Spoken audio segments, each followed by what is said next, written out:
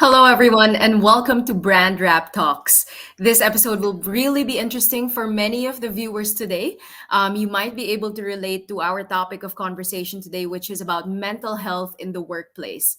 The past 4 months have been a whirlwind for the Filipino workforce as companies in the Philippines began the transition to return to office or RTO. For many who have already adjusted to remote or hybrid working, the major change can be a cause of unrest for the workforce. So my name is Happy Ferraren, and I will be your host for today. And according to a study by a local HR solutions company, Sprout Solutions, the abrupt change in routine and the continuing uncertainty of the pandemic have caused workers to leave their jobs, contributing to the 73% increase in average voluntary attrition or employee resignation compared to 2020. Now, a challenge every company must resolve is how to evolve the workplace beyond its traditional form and make it an enticing place of comfort and productivity. Today, we talk about reinventing the office to ease return to office anxiety. To discuss the matter, we have with us today Anne Ordonia. Anne is the general manager of Infinit Care, a mental health care company dedicated to providing accessible, customized mental health care for each and every employee. Anne, welcome to the show. Hi, Happy. Thank you for having me. I'm really looking forward to this very important conversation on return to office, workplace well being, and mental health. Yes, and I think also a lot of our viewers today will be able to learn a lot from our Mhm. discussion Yep. today because I think a lot of you hear this a lot more these days. A lot of people are aware of mental health issues and concerns. So yes, I am very much looking forward to our discussion. But before we start with going down to the nitty gritty details, I think what to help us understand what the Filipino workforce has been going through. Let's take a look at the bigger picture. So let's zoom out a little bit. Mental health is definitely something that we've been hearing about more often these days, especially since the pandemic. But that wasn't always the case. With this kind of growing awareness, what were the major shifts that you saw in the Philippines? Right. So the pandemic accelerated the conversation on mental health because people started worrying a lot about their health as well as the economic there was an economic uncertainty about the future. There were three main issues that were really brought to light. Workers were feeling more anxious, as I said. There was also more incidents of burnout or the exhaustion coming from being unable to keep up with so many demands, and people were becoming more open to talk about their mental health challenges, in particular depression, where you're feeling decreased interest or energy to do your daily activities and disrupting your flow of work. So these are the typical experiences that Filipino workers have been feeling. Therefore, in terms of the shift, organizations were forced to wake up and really confront these issues that were facing employees, because this resulted to high turnover, meaning people were leaving, high absenteeism, less engagement in the work. So you'd see these shifts, and organizations were really forced to look at not just physical health because of the pandemic, but mental health as well. And I'm curious to know, just in terms of culture, because I think we were talking about this previously. When I was growing up, there was no talk about mental health, and then Mhm. suddenly there was a growing awareness. Were there any shifts in culture as well that you noticed or observed? Well, there's still high stigma around mental health. We are, as a culture, still uncomfortable talking about our emotions, talking about mental health. But more and more, not just because it's in the Philippines, but globally, you'd see, for example, celebrities openly talking about it, athletes talking about their struggles, and it's encouraging people to really, what, we have to talk about this. And as I said, the pandemic accelerated that conversation. Suddenly, it's not just you. You would hear someone saying, "Hey, I'm really just so tired and burned out, and I feel so socially isolated. So there is a shift in how we are openly discussing these issues. We can no longer play deaf or blind to these. And I think it's the younger generation that's also pushing the conversation forward and demanding that, hey, we need to talk about this, or else it's gonna affect how I work and how I live my day to day. Right. You mentioned this being something that is happening globally. And Mm. globally, we also know that this great resignation phenomena is happening. Are we seeing that in the Philippines as well? We see that. In fact, there were reports in terms of the rise of resignations, in particular in BPO sectors. There was, I think, around March of this year, there were a lot of reports on how there's a significant number of BPO workers who were poised to resign because of the return to office mandate. And people were realizing that remote work or working from home was working for them. And when there was a mandate for, especially for BPOs, to return to the physical office by April, many were claiming that they did not want to go back. So indeed, it's happening as well in the Philippines. Okay. You Mm. mentioned the BPO industry. Are we seeing this as well in other industries? We see that in other industries. It was just that more pronounced in the BPOs because of their the mandate that was given by the PEZA, where there will be penalties if some companies do not return to the physical office. So it was just more pronounced because there was a deadline. So in some organizations, when they've seen, like in other industries like finance, tech, when they've seen that there was hesitation, they delayed the return to office transition. Some opted for more phased returns, so really to address this anxiety and the hesitation of workers to return or go back to the physical office. Right. Mm. So what I'm curious about right now is also about the common issues that Filipino workers face. So are you noticing any similarities in the issues across industries? Any trends that you've observed in Filipino workers? Mm. In the working population, no, the top two mental health issues are actually anxiety and depression.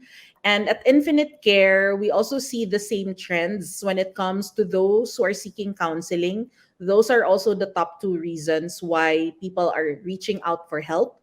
They feel more anxious than ever before, and they're also feeling lower moods. There's decreased energy, really not knowing what's going to happen next, and it's disrupting their flow at work. But the third issue that we are also seeing more and more is burnout, or that, exhaustion, emotional exhaustion from really dealing with so many things. And partly this was due to how, when people were working from home in the past 2 years, there was nothing else that you do except work, right? So the hours have lengthened, and there was less. Well, people were struggling with setting boundaries between their home life and their work life, and that led to burnout as well. So these were issues that we've observed, mainly coming from the challenges that our clients were facing, and they were raising to our psychologists and counselors. Right. And so what has the response been in terms of, so we're talking about the employees who are feeling this. In terms of companies or employers or management, how have they responded to these issues? Right. Many employees actually have been braver in telling their companies, hey, we need some form of support. So, at the minimum, many companies actually started with very, I would say, reactive measures, providing access to counseling and psychologists. So, really, in fact, for us at Infinite Care, the first lockdowns started around March 2020, right? April, May, June, there was really a growth in the number of people seeking support through counseling. So virtual counseling has been on the rise, and many companies opted to provide that benefit to their employees because employees asked for that. So that was one way that companies have provided support. The second is really also doing a lot of education and promotion about mental health and how to cope. So there were a lot of talks and webinars and education sessions organized by companies in partnership with companies like us, where we talked about management, self-management strategies. How do you cope with anxiety and depression, especially amidst a pandemic? So these were the top two ways that companies tried to address this, but soon they realized that that wasn't also enough.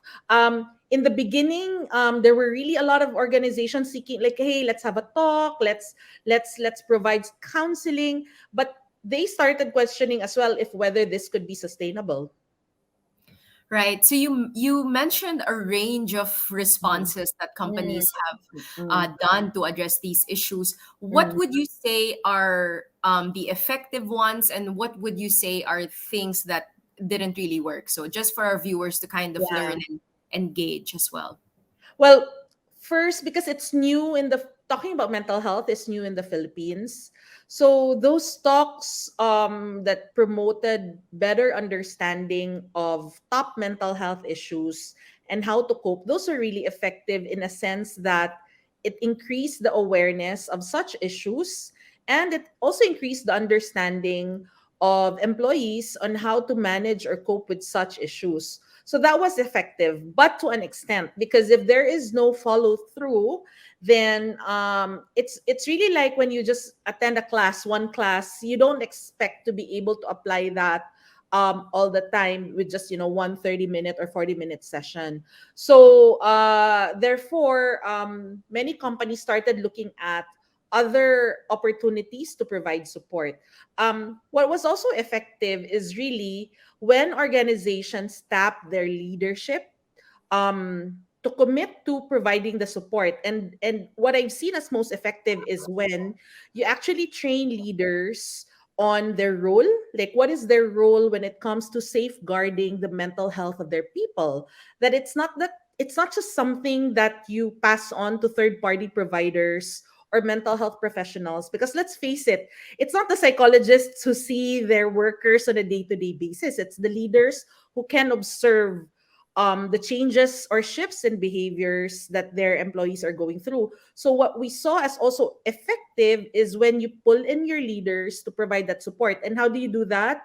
Training leaders on, let's say, how to provide mental health first aid, how to listen more empathically with your employees, how to spot signs of mental distress, and how do you link these individuals who are going through the stress with the right mental health support. Yeah.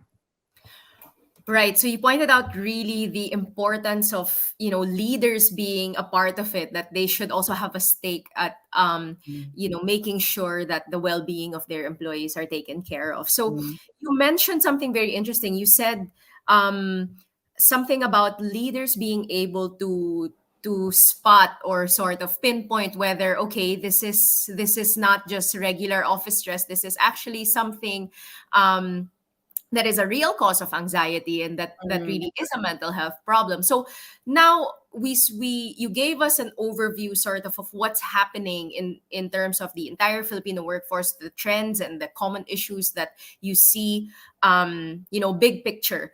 Now let's zoom into what's happening in the office space, and the office spaces and the office work areas. So for some, it might be hard to pinpoint when employee anxiety escalates from a typical human feeling to a cause of alarm. So, at what point do you think companies can intervene to prevent employees reaching this point? mm. I think we have to take a step back, no? When you're only intervening when someone is, already voicing out their concern, that's actually too late already. So, what at Infinite Care, what we push for, or the framework that guides us, is that individuals actually go through a mental health spectrum or a continuum. What do we mean by that? For all of us, including you and me, we actually move from being what we call in the green zone, where we're in the flow, we're excelling, we're thriving, to even going into crisis, right? Or being mentally challenged because a stressor, like let's say returning to the office, or someone in the family getting COVID, um, triggers our stress. So all of us go through that spectrum. So it's important for leaders to recognize that every individual will move along that continuum at any point in their life, no? In terms of interventions, it's important to create interventions wherever you may be in the spectrum. So if people are doing well, there has to be some activities in the organization to support that.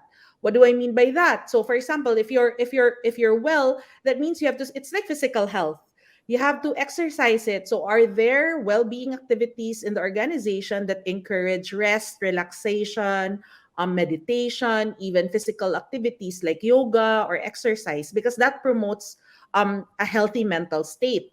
And then being able to put up policies and programs in the event that people are going into crisis mode. So that what would be important interventions then? So you cannot just rely, as I said, on third party. You have to identify maybe leaders or even volunteers in the organization who could act as mental health first aiders, so that they can spot signs and symptoms, and they could provide timely support when people when it happens, when there is a mentally distressing situation. And then lastly, when there is really a crisis in place, it's having the right partners already. Like, you don't need to wait, like, oh, sinong tatawagan natin, who are we gonna call?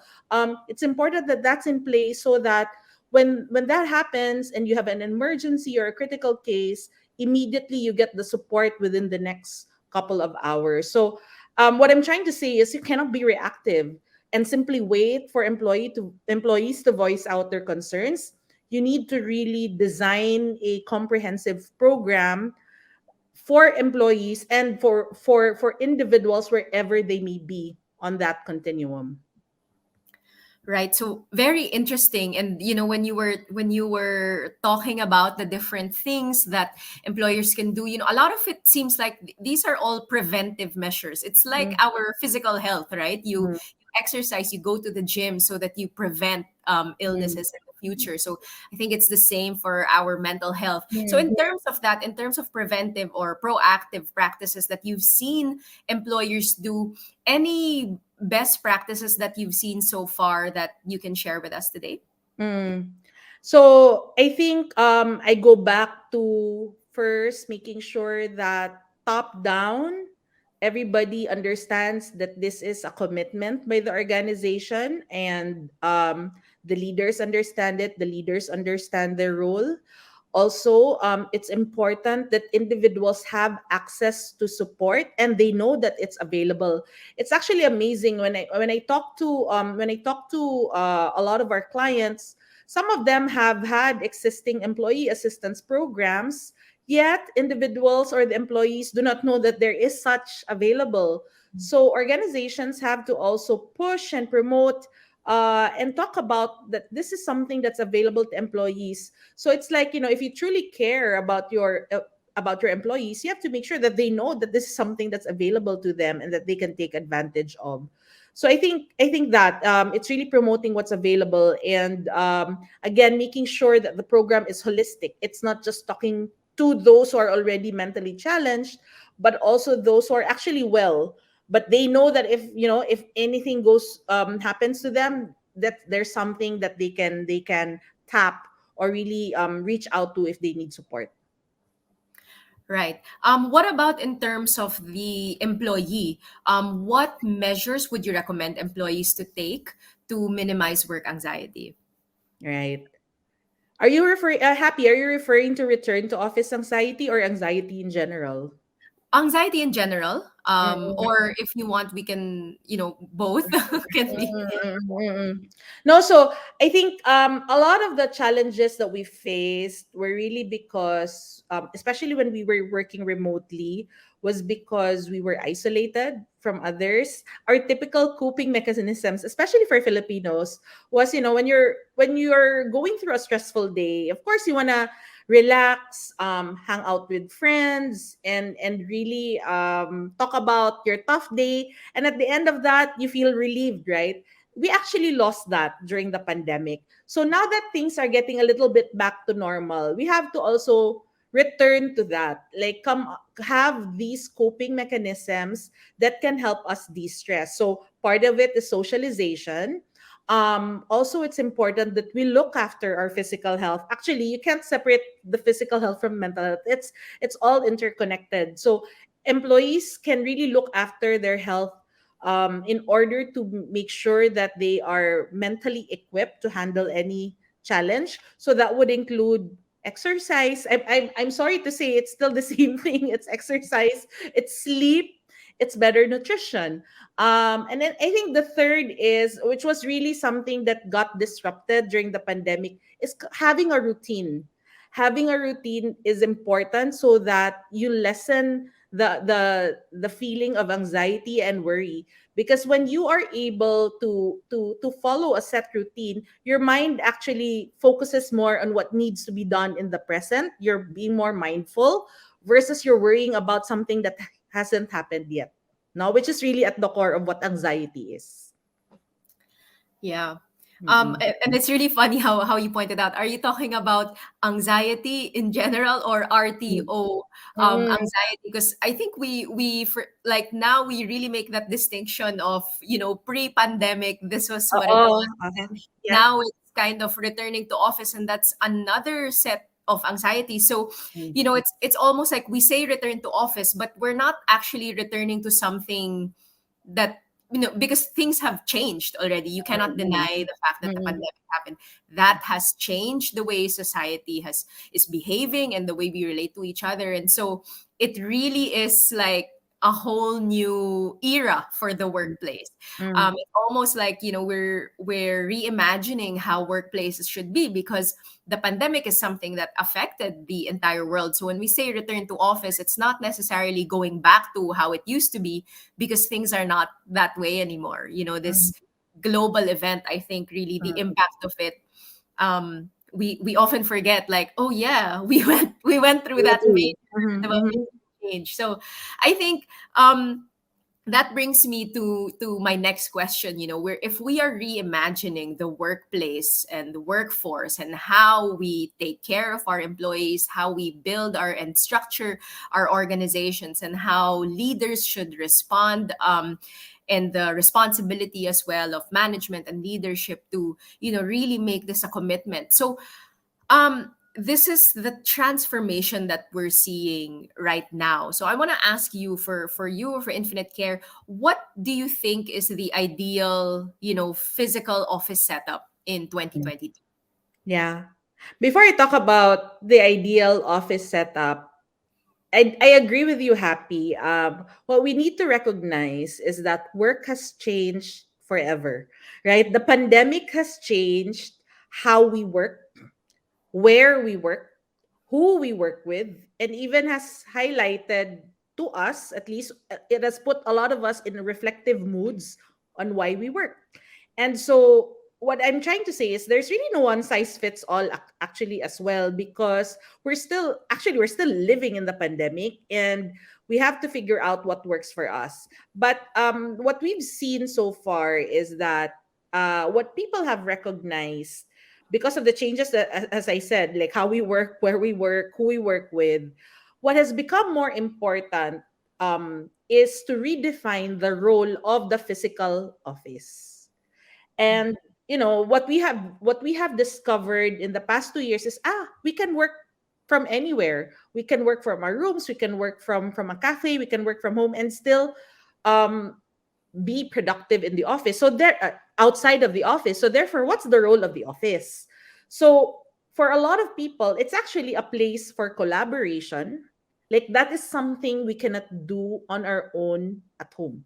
So the physical office is important because still that's where you can collaborate with your colleagues.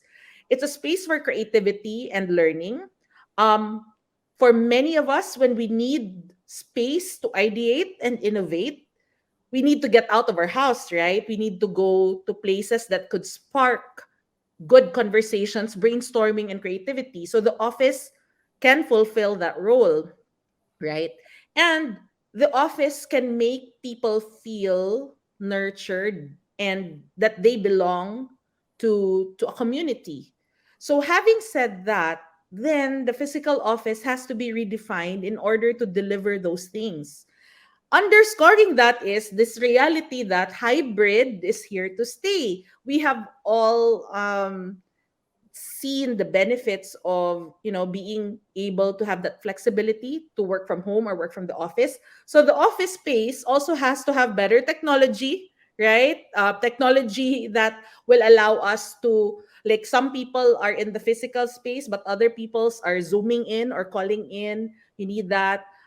Instead of office cubicles where it encourages just working in silos, you need more spaces for collaboration. And last but not the least, I think what people miss during remote work was, you're not visible to the leaders in the organization. You can't go for mentoring or coaching. So if, for example, people are returning back to the physical office, it actually improves visibility to leaders. So there has to be a way for leaders and individuals to reconnect. Right. The whole time you were talking, I was just like nodding in agreement. I really like this idea of the office space, the physical office setup as a place for collaboration and creativity, Mm. ideation. It's almost like a second home in the sense where you can kind of like, it's your stomping ground, it's your place to feel Mm. free to kind of experiment and try new things with your colleagues. And really, I think from all the isolation that we were going through the Mm. pandemic, I think that social, just having that place, Yeah.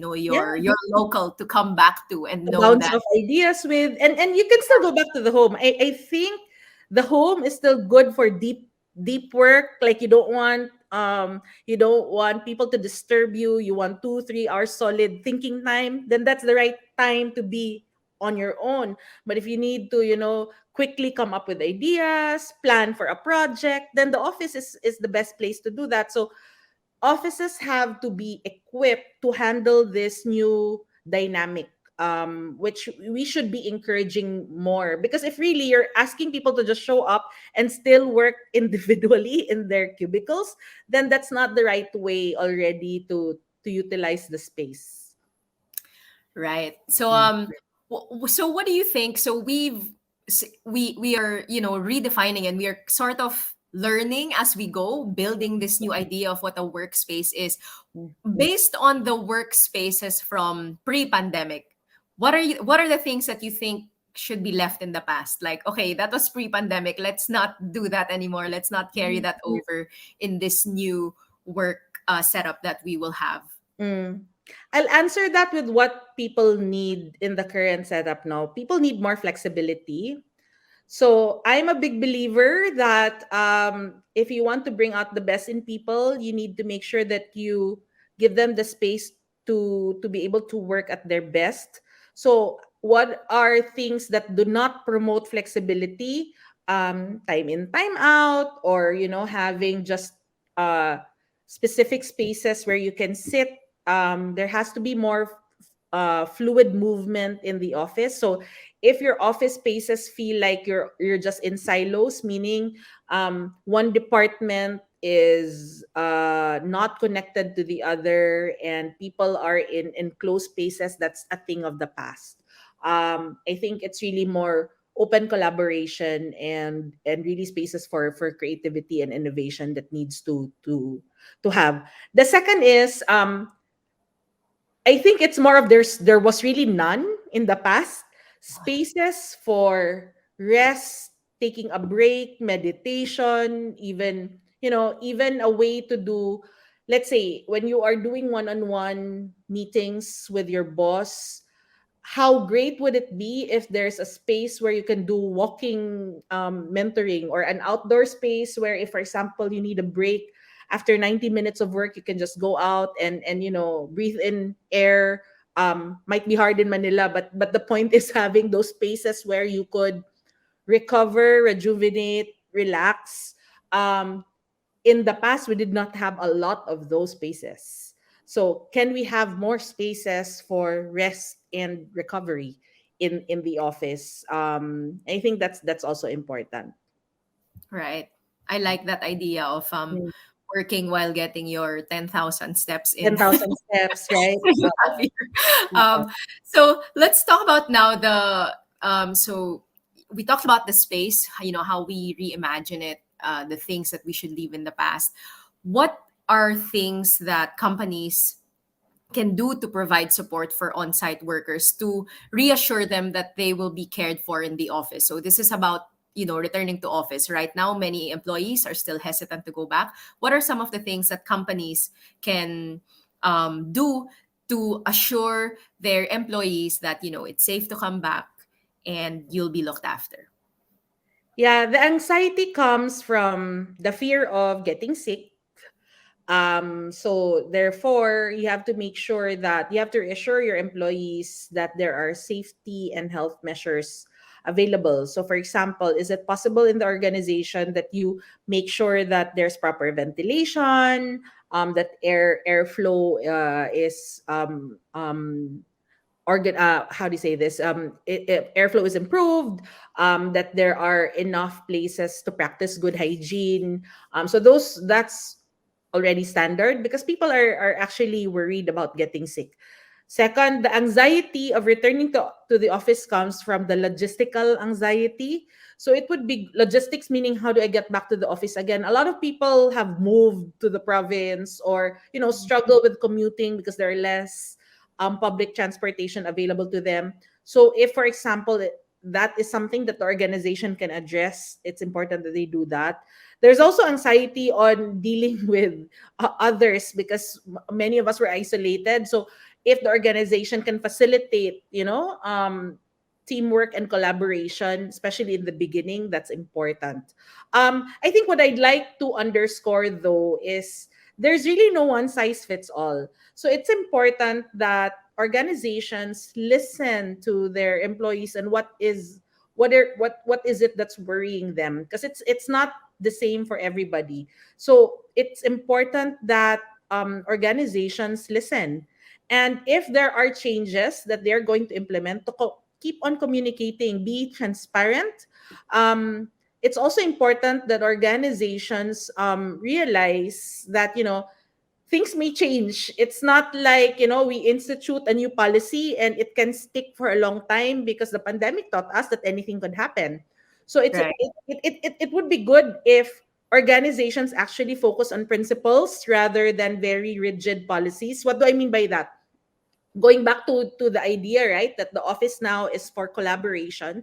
So if the principle is that instead of saying, hey, you have to be in the office 4 times a week or 3 times a week, maybe you can just institute the principle of when there are team meetings, that's when you can go to the office. If not, you can still work from home. So have more flexibility and be ready to pivot when needed, because again, we really don't have any control of what's going to happen, right? So yeah, I Right. think for organizations, they really need to be more flexible during this time.